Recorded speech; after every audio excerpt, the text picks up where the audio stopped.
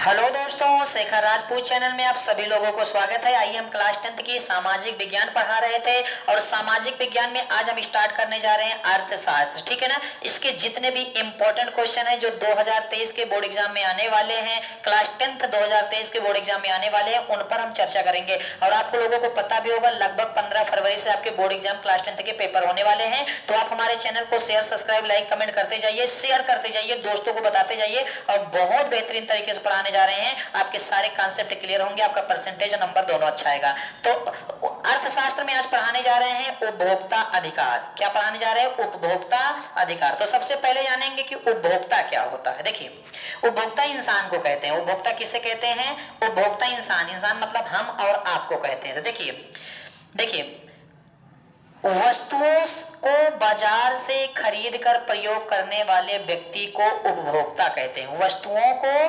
बाजार से खरीद कर प्रयोग करने वाले व्यक्ति को उपभोक्ता कहते हैं। यानी वह व्यक्ति जो बाजार से वस्तुओं को खरीदता है और उसका उपयोग करता है, उसे क्या कहते हैं? उपभोक्ता। उपभोक्ता मतलब बाजार से वस्तुओं को खरीद कर प्रयोग करने वाले व्यक्तियों को उपभोक्ता कहते हैं। तो जो उपभोक्ता होते हैं ना, उनके तमाम अधिकार होते हैं, अभी यहाँ पढ़ाया जाएगा। मतलब जो बाजार से वस्तुओं को खरीदते हैं ना, उनके पास तमाम अधिकार होते हैं, यहाँ पढ़ाया जाएगा। ठीक है ना। तो इसमें इंपॉर्टेंट क्वेश्चन की ओर चलते हैं। पहला प्रश्न आपका दिया है कि सूचना का अधिकार क्या है। हो सकता है इसे इस तरह से पूछ ले कि सूचना का अधिकार किसे कहते हैं, या तो हो सकता है इस तरह से पूछ ले कि सूचना के अधिकार से क्या तात्पर्य है। सूचना के अधिकार से क्या तात्पर्य, हो सकता है इस तरह पूछ ले। अगर इस तरह पूछ लेता है तो कोई प्रॉब्लम नहीं है, आप समझेंगे।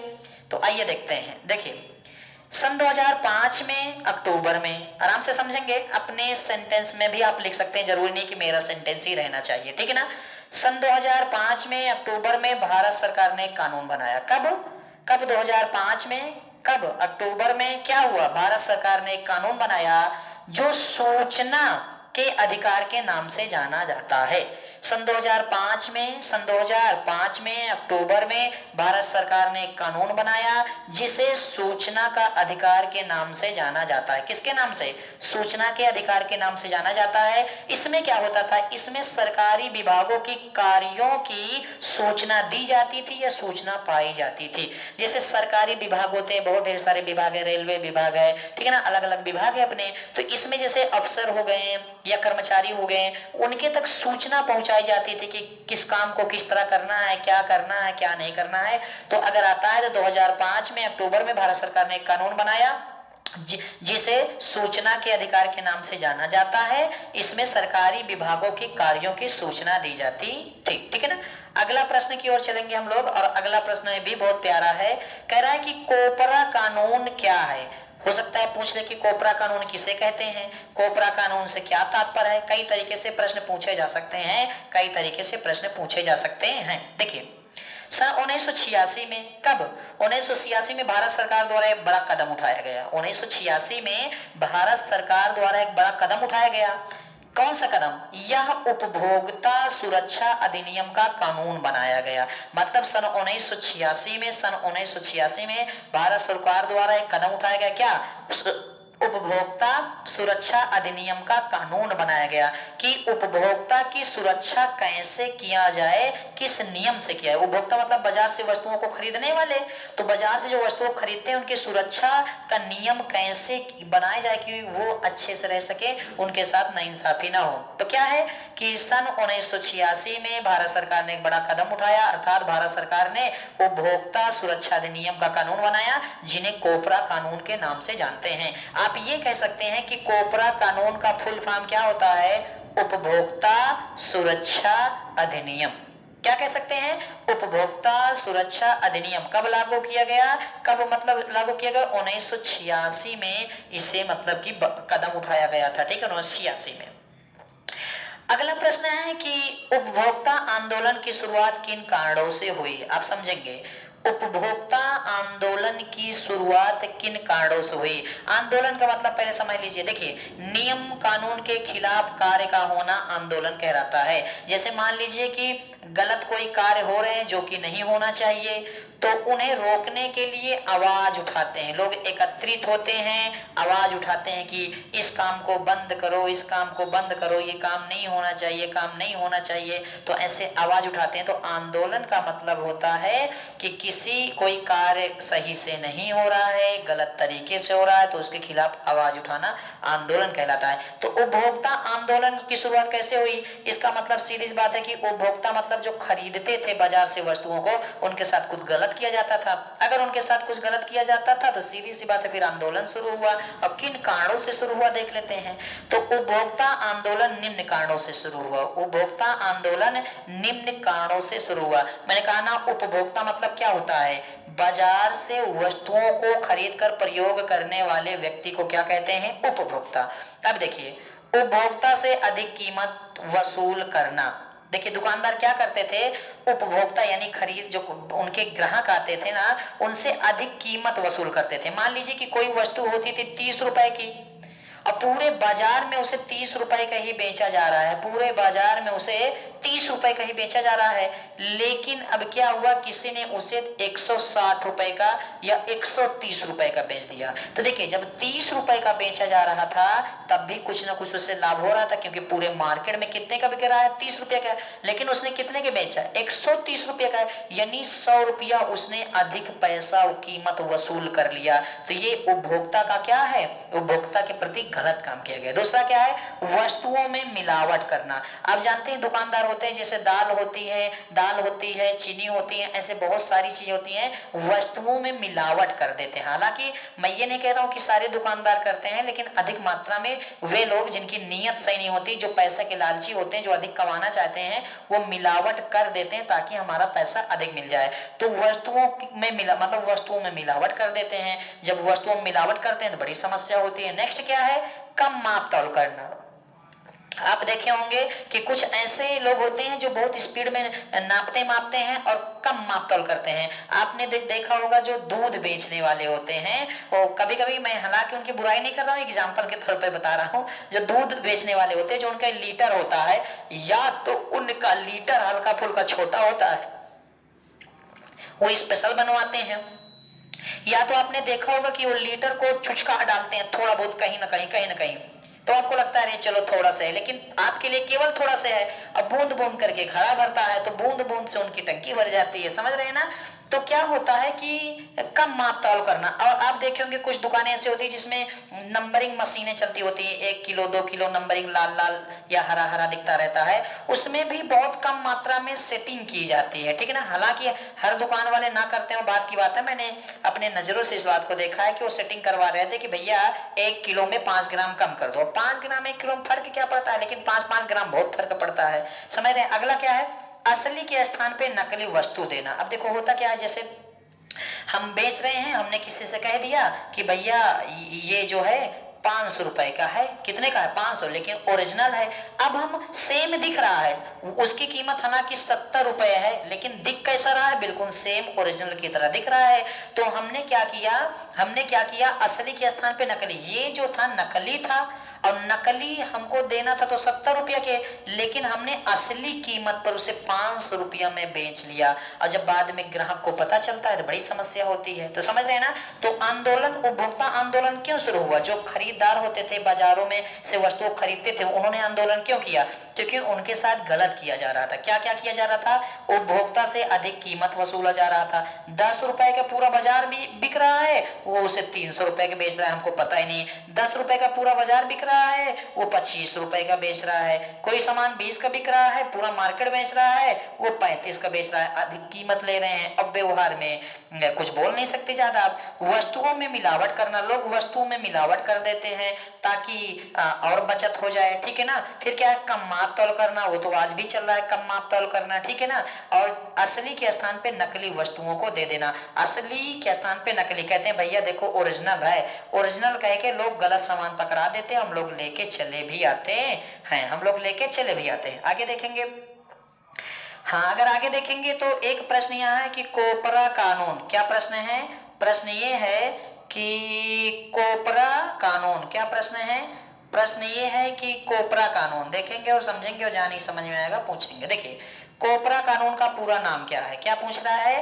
कोपरा कानून का पूरा नाम क्या है? क्या पूछ रहा है? कोपरा कानून का पूरा नाम क्या है? देखिए, कोपरा कानून का पूरा नाम है उपभोक्ता सुरक्षा अधिनियम। क्या नाम है? उपभोक्ता सुरक्षा अधिनियम। क्या नाम है? उपभोक्ता सुरक्षा अधिनियम। ठीक है ना? तो अब थोड़ा से बताएंगे तो हमारे समझ में आएगा। समझ में क्या आ गया कि कोपरा कानून का पूरा नाम क्या है, यानी कोपरा का पूरा नाम क्या है? तो उपभोक्ता संरक्षण अधिनियम। इसके पहले ऊपर लिखा था उपभोक्ता सुरक्षा अधिनियम, अब ये लिखा है उपभोक्ता संरक्षण अधिनियम। तो आप एक बात ध्यान से देखेंगे कि संरक्षण मतलब होता है रक्षा करना, सुरक्षा करना, और सुरक्षा मतलब भी होता है रक्षा करना, सुरक्षा करना। तो चाहे उपभोक्ता संरक्षण अधिनियम कहिए और चाहे उपभोक्ता सुरक्षा अधिनियम कहिए, दोनों आपका क्या है? सही है। समझ रहे हैं ना? दोनों आपका क्या है? सही है। ठीक है ना? फिर अगला प्रश्न की ओर चलते हैं। यहाँ एक प्रश्न दिया है कि उपभोक्ता कौन होता है? उपभोक्ता कौन होता है या किसे कहते हैं या क्या तात्पर्य है? यानी उपभोक्ता कौन होता है या उपभोक्ता किसे कहते हैं या उपभोक्ता से क्या तात्पर्य है, हमारा प्रश्न है। तो देखिए, वह व्यक्ति, कौन व्यक्ति? वह व्यक्ति जो वस्तुओं को या किसी पदार्थों को कहां से? बाजार से खरीदता है। यानी कोई व्यक्ति है जो वस्तुओं को, यानी कोई समझेंगे, कोई व्यक्ति है जो वस्तुओं को या पदार्थों को बाजार से खरीदता है और उनका उपयोग करता है, उसे क्या कहते हैं? उसे उपभोक्ता कहते हैं। तो मैंने पहले ही बताया था कि बाजार से वस्तुओं को खरीद कर प्रयोग करने वाले व्यक्ति को उपभोक्ता कहते हैं। यानी कहने का मतलब है कि वह व्यक्ति, क्या कहने का मतलब है? कहने का मतलब है कि वह व्यक्ति जो बाजार से, भैया कहां से? बाजार से वस्तुओं को खरीदता है और उनका उपयोग करता है, उसे क्या कहते हैं? उपभोक्ता कहते हैं। फिर अगला प्रश्न है ISI किन वस्तुओं के लिए प्रमाणिक चिन्ह है? तो आपको इतना देखना है बस, ISI किन वस्तुओं के लिए प्रमाणिक चिन्ह है? तो आप इलेक्ट्रिक और इलेक्ट्रिक सामान के लिए, किसके लिए? इलेक्ट्रिक और इलेक्ट्रिक सामान के लिए। किसके लिए?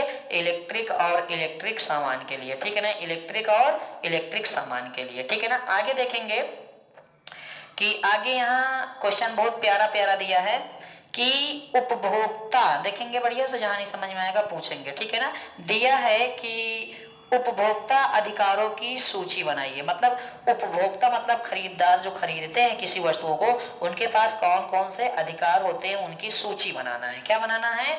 उनकी सूची बनाना है। तो देखिए, कई अधिकार होते हैं। पहले सुरक्षा का अधिकार होता है, उनकी सुरक्षा की जाती है कि भैया आपकी सुरक्षा है, आपकी देख रेख है, आप कहीं भटकिए मत, आपकी सुरक्षा है, आपको सही सामान दिया जाएगा, कोई गलत सामान नहीं दिया जाएगा, लोग कहते हैं। तो सुरक्षा का अधिकार होता है। दूसरा, सूचित करने का अधिकार। जैसे सूचित करने का मतलब, भैया हमको इतना ये सामान चाहिए, आपके पास है कि नहीं? नहीं है तो भैया हमको 2 तारीख को चाहिए, 2 तारीख को ला दीजिए। तो हम सूचना दे सकते हैं, हमारा अधिकार है भैया ये सामान चाहिए, हमको ला दीजिए। अगला क्या है? चुनाव करने का अधिकार। चुनाव का मतलब चुनने का। जैसे मान लीजिए ये भी चना है, ये भी चना है, ये भी चना है, अब हम इसको ले जा चुके, इस चना की क्वालिटी बढ़िया थी, लेकिन दुकानदार कह रहे हैं ये भैया ये ले जाओ, ये ले जाओ, ये ले जाओ। तो हम चुन सकते हैं, हमारा मन करेगा तो चुन के इसको ले जाएंगे, हमारा मन करेगा तो चुन के इसको ले जाएंगे, हमारा मन करेगा तो इसको, मतलब जो हमारा मन करेगा हम चुन के ले जाएंगे, हम किसी के सुनेंगे नहीं। फिर उसके बाद सुने जाने का अधिकार, मतलब कि हमारी बातों को सुना जाता है। अगर हम बता दें कि देखिए जो आपने सामान दिया था वो सामान में ये कमियां है, तो दुकानदार उसे सुनेगा, दुकानदार उसे क्या करेगा? सुनेगा। क्योंकि अगर वो नहीं सुनेगा तो हम उसकी दुकानें बंद कर देंगे। हम बता रहे हैं कि भैया ये जो सामान आप ला रहे हैं ना, ये बहुत नुकसान करता है, ऐसी ऐसी बात है, खराब होता है, और लोग उसी को ला के बेच रहे हैं। तो जब उसी को लाएंगे तो हम दोबारा नहीं लेंगे। क्यों? क्योंकि हमको तो पता है ये सारी चीजें खराब है। ठीक है ना? तो सुने जाने का अधिकार। नेक्स्ट क्या है? उपचार करने का अधिकार और शिक्षा का अधिकार। ठीक है ना? शिक्षा मतलब जानकारी और ज्ञान लेने का अधिकार है कि भैया ये क्या है, क्या नहीं है, कैसे होता है, कैसे नहीं होता है, इसका अधिकार पूरी तरह से है। इसका अधिकार पूरी तरह से है। चलिए आगे देखते हैं। आगे देखते हैं कि इसमें एक प्रश्न है कि राष्ट्रीय उपभोक्ता दिवस कब मनाया जाता है? राष्ट्रीय मतलब देश, देश मतलब भारत देश की बात अभी अभी हो रही है। राष्ट्रीय मतलब देश और देश मतलब भारत देश की बात हो रही है। तो राष्ट्रीय उपभोक्ता दिवस कब मनाया जाता है? 24 दिसंबर को। कब मनाया जाता है? 24 दिसंबर को मनाया जाता है। फिर एक प्रश्न है, विश्व उपभोक्ता दिवस कब मनाया जाता है? यानी विश्व में, पूरे विश्व में नहीं, पूरे देश में, मतलब भारत देश के अलावा जितने देश है उसमें पूरे विश्व में उपभोक्ता दिवस कब मनाया जाता है? 15 मार्च को मनाया जाता है। यानी अपने देश में उपभोक्ता दिवस भारत देश में 24 दिसंबर को मनाया जाता है और विश्व में 15 मार्च को मनाया जाता है। विश्व में कब? विश्व में 15 मार्च को मनाया जाता है, जबकि भारत देश में 24 दिसंबर को मनाया जाता है। कितने दिसंबर को? 24 दिसंबर को मनाया जाता है। मेरे ख्याल से बातें समझ में आ रही है। अगर बातें समझ में आ रही है तो हम एक और ले लेते हैं ताकि एक ही वीडियो में पूरा काम हो जाए, क्योंकि बहुत सारा कुछ पढ़ना है तो सारी चीजें पता होनी चाहिए। चलिए अगला प्रश्न है कि किस देश में सबसे पहले उपभोक्ता आंदोलन की शुरुआत हुई या प्रारंभ हुआ? किस देश से? किस देश में सबसे पहले उपभोक्ता आंदोलन की शुरुआत हुई या उपभोक्ता आंदोलन प्रारंभ हुआ?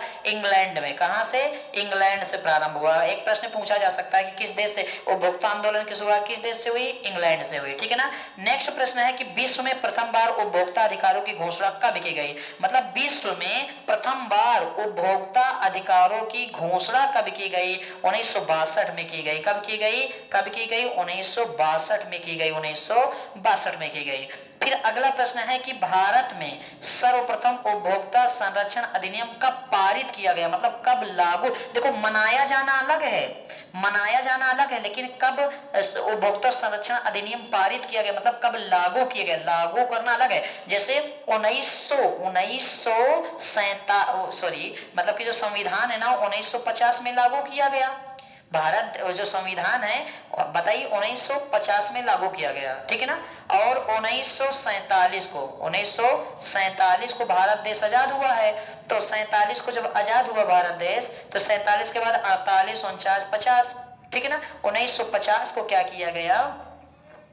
1950 को संविधान लागू किया गया। ठीक है ना। 26 जनवरी 1950 को। अब 15 अगस्त 1947 को क्या किया गया? भारत देश आजाद हुआ। तो यानी कहने का मतलब है कि उपभोक्ता संरक्षण अधिनियम को कब पारित किया गया? तो 1996 में पारित कर दिया गया। लेकिन कब कब मनाया जाता है वो अलग चीज है, ये अलग चीज है। फिर अगला क्वेश्चन है कि भारत में उपभोक्ता परिषदों की कुल संख्या कितनी है? तो अगर भारत में उपभोक्ता परिषद मतलब कार्यालय समझ लीजिए कि संख्या कितनी? 500 है। भारत में 500 कार्यालय यानी 500 परिषद है। ठीक है ना। आगे देखेंगे, लास्ट ही क्वेश्चन बचे हुए 2-4 और है। फिर एक क्वेश्चन है कि उपभोक्ता आंदोलन के जनक कौन है? मतलब उपभोक्ता आंदोलन शुरू किसने किया? किसके दिमाग में ऐसी बातें आई? तो राल्फ नाडार है। कौन है? राल्फ नाडार है, जिन्होंने उपभोक्ता आंदोलन के जनक कहलाते हैं। राल्फ नाडार है।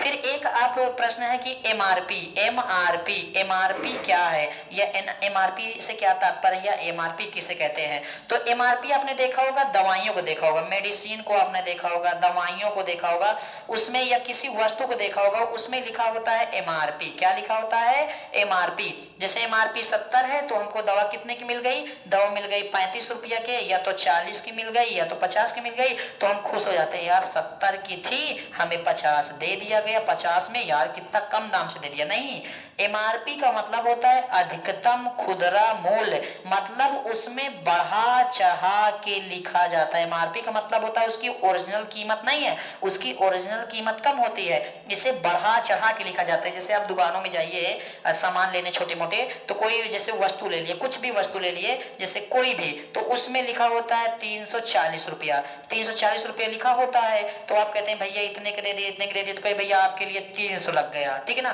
फिर कहते हैं इतने का, फिर बाद में पता चला वो 200 रुपए के दे दिए। तो जो दुकानदार होते हैं ना उनको सारी चीजें नहीं याद होती हैं कि ये चीज कितने की पड़ी थी, तो लगभग 2 गुना दाम करके लिखते हैं। जैसे अगर कोई चीज 35 के है तो लिखेंगे लगभग 70 रुपया। ठीक है ना। 70 रुपया लिखेंगे तो 70 मांगेंगे, तो वो जानते रहते हैं कि आधा 35 का हमारा खरीद पड़ रहा है, क्योंकि सब याद तो रखते नहीं है। तो वो गेस लगाने के लिए भाई 35 का हमारा खरीद है, उसमें 70 लिखा है, तो यानी आधा 35 को तो नहीं बेचेंगे, 35 से ऊपर 40 का बिक जाए, ठीक है ना, 50 का बिक जाए, 60 का बिक जाए, लेकिन 35 का नहीं बेचेंगे, क्योंकि सारी वस्तुएं थोड़ी पता होती है कि इतने का इतने का इतने, ये तो रजिस्टर उठा के देखना पड़ेगा। धीरे धीरे क्लियर हो जाता है, लेकिन शुरुआत में क्लियर नहीं होती है। तो एमआरपी का मतलब होता है अधिकतम खुदरा मूल्य, मतलब उसमें जो एमआरपी लिखा होता है ना वो अधिकतम लिखा होता है, उसकी कीमत उतना नहीं होती है। ठीक है ना। अगला प्रश्न है कि उपभोक्ता शोषण क्या है। उपभोक्ता शोषण का मतलब होता है जो वस्तुओं से, जो बाजारों से वस्तुओं को खरीदते हैं उनका शोषण किया जाता है, यानी उनके साथ गलत काम किया जाता है, ठीक है ना। बाजार में उपभोक्ता शोषण की प्रमुख या विभिन्न विधियां कौन कौन सी हैं, मतलब किन किन विधियों से उपभोक्ताओं का शोषण किया जाता है, उपभोक्ता मतलब खरीदारों के प्रति गलत काम किया जाता है। अब ऐसा नहीं है, देखिए ऐसा नहीं है कि हम ही तुम ही बेवकूफ बनते हैं, जो वस्तुओं को खरीद कर मार्केट में लाते हैं वो भी देखो, मान लो इसने खरीदा यहाँ से तो इसने यहाँ से धोखा खाया, फिर इसने खरीदा था यहाँ से, इसने कुछ यहाँ से धोखा खाया, इसने यहाँ से, इसने यहाँ से, इसने यहाँ से खांसी आती है। तो यहाँ से मान लीजिए कि अगर कोई सामान 30 रुपए की थी तो यहाँ आते आते उसकी कीमत हो जाती है 150 रुपया। कितनी हो जाती है? लगभग 150 और ज्यादा हो जाती है। तो इसने यहाँ से थोड़ा झटका खाया, इसने यहाँ झटका दिया, इसने यहाँ झटका दिया, इसने यहाँ झटका दिया, इसने यहाँ झटका दिया, इसने यहाँ झटका दिया, समझ रहे हैं ना।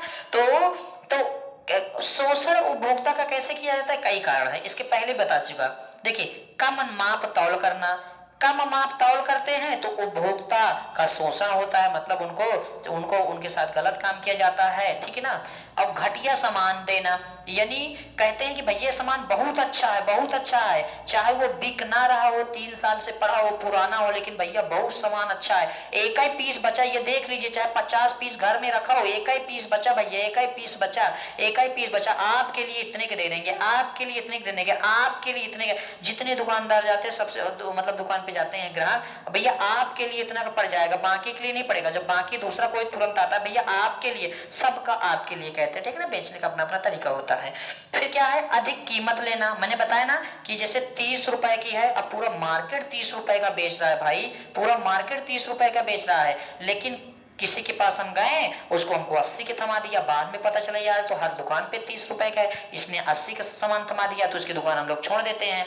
नकली वस्तु देना, जैसे ओरिजिनल कह के भैया ओरिजिनल है, ओरिजिनल है, ओरिजिनल है, ओरिजिनल कह के हम लोग को क्या देते हैं, नकली वस्तु दे देते हैं, ये भी शोषण का काम होता है। फिर घटिया सामान, सॉरी मिलावट करना, लोग मिलावट कर देते हैं, दालों में मिलावट, हर चीज में मिलावट कर देते हैं यार थोड़ा थोड़ा, ठीक है ना। उसके बाद कृत्रिम अभाव हो गया, असंतोषजनक सुविधा हो गई, सुविधा अच्छी नहीं देते हैं, तनी से मतलब कि यहाँ मार्केट लगी हुई है, ये दुकानें हैं, दुकानें हैं, दुकानें हैं, दुकानें हैं, अब यहाँ 1 मिनट के लिए साइकिल खड़ी कर लो तो भैया कहीं और खड़ी करके आओ, कहीं और खड़ी करके आओ, हालांकि इनकी भी प्रॉब्लम है भाई, जगह नहीं है तो क्या करें, लेकिन सुविधाएं नहीं होती, ना बैठने की, ना कुछ बड़ी समस्याएं होती हैं। तो उपभोक्ता शोषण किन किन कारणों से होता है, तो कम माप तौल करना, घटिया सामान देना, अधिक कीमत लेना, नकली वस्तु देना, मिलावट करना, कृत्रिम अभाव, असंतोषजनक सुविधा। सुविधा भी बहुत अच्छी अच्छी लोग नहीं दिया करते हैं, इससे भी दिक्कतें होती हैं। ये देखिए 2-3 क्वेश्चन और बचा है बस, ठीक है ना।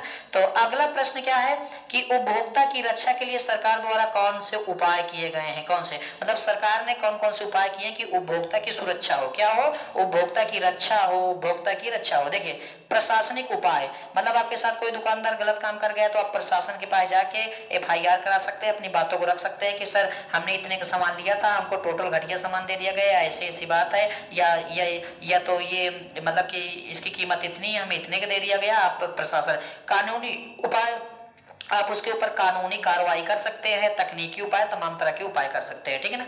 लास्ट क्वेश्चन है, उपभोक्ता शोषण के लिए उत्तरदायी कारणों का वर्णन कीजिए, मतलब कैसे उपभोक्ता मतलब कि जो बाजार से वस्तुओं खरीदते हैं कैसे फंस जाते हैं, कैसे उनका शोषण कर लिया जाता है बिना जानकारी के। देखो पहला नंबर क्या है, आकर्षक विज्ञापन। लोग पेपरों में, अखबार में विज्ञापन निकलवा देते हैं, दिखता कुछ और है, पढ़ते कुछ और है, अंदर से कुछ और होता है, लोग लुभावने होके जाते हैं, वहां फंस जाते हैं।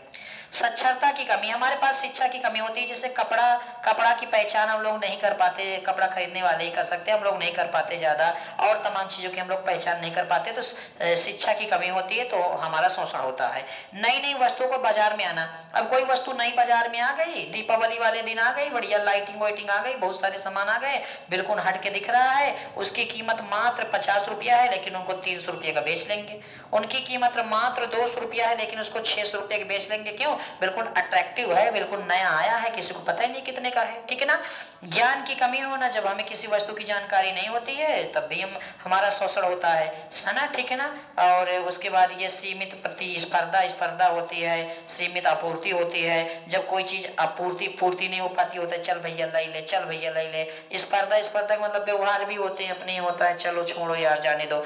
तो मैं चंद्रशेखर सर, चैनल को शेयर सब्सक्राइब लाइक कमेंट करते जाइए। मैं एक एक लेसन आपको वीडियो में बनाता जाऊंगा, बहुत बेहतरीन पढ़ाता जाऊंगा। और हालांकि अगर आप लोग चाहते हैं सर इसकी फेयर दे दीजिए तो ये लीजिए नोट्स, ये स्क्रीनशॉट इसकी ले लीजिए बढ़िया से, ये स्क्रीनशॉट ले लीजिए और स्क्रीनशॉट इसकी ले लीजिए। यही दोनों को भी पढ़ाया गया है और हमने सारी तरीके से सारी चीज़ों को समझा दिया है और आपको हालांकि समझ में भी आ गया है, तो आप बढ़िया से बेहतरीन तरीके से पढ़िए। हालांकि कोई समस्या नहीं होगी, कोई समस्या होती है तो हम आपके साथ प्रेजेंट हैं। आप शेयर सब्सक्राइब लाइक कमेंट करते जाइए और पूरी सामाजिक विज्ञान हम आपको पढ़ा देंगे, ठीक है ना। ये सारे क्वेश्चन आपके बढ़िया प्यारे प्यारे क्वेश्चन दिए हुए हैं, ये सारे क्वेश्चन दिए हुए हैं, आप तैयारी करना शुरू कर दीजिए। हम आपको सब बेहतरीन तरीके से पढ़ाते जाएंगे, किसी प्रकार की कोई समस्या नहीं आएगी, ठीक है ना। किसी प्रकार की कोई समस्या नहीं आएगी, हम आपको बढ़िया से पढ़ाते चले जाएंगे, कोई दिक्कत नहीं आएगी भैया। कोई दिक्कत मतलब कोई दिक्कत आपको ओबे नहीं करेगी, ठीक है ना। तो ये बताइए एमआरपी का मतलब क्या होता है। एमआरपी का मतलब होता है अधिकतम खुदरा मूल्य। क्या होता है? अधिकतम खुदरा मूल्य मतलब अधिकतम, ठीक है ना। तो उपभोक्ता का शोषण कैसे किया जाता है, उपभोक्ता का शोषण कैसे किया जाता है, तमाम प्रकार है, ठीक है ना। तमाम विधियां हैं, हमने बता दिए तमाम क्या है, तमाम प्रकार की विधियां उपभोक्ता का शोषण करने के लिए, तमाम प्रकार की विधियां, तमाम प्रकार की विधियों से इंग्लैंड में सबसे पहले आरंभ हुआ। 1962 को क्या हुआ, इसको क्या हुआ, 500 परिषद है, राल्फ नडाल है। ये सारी चीजें बढ़िया से पढ़ते जाइए और जो चीजें ना समझ में आए आप हमसे पूछते जाइए।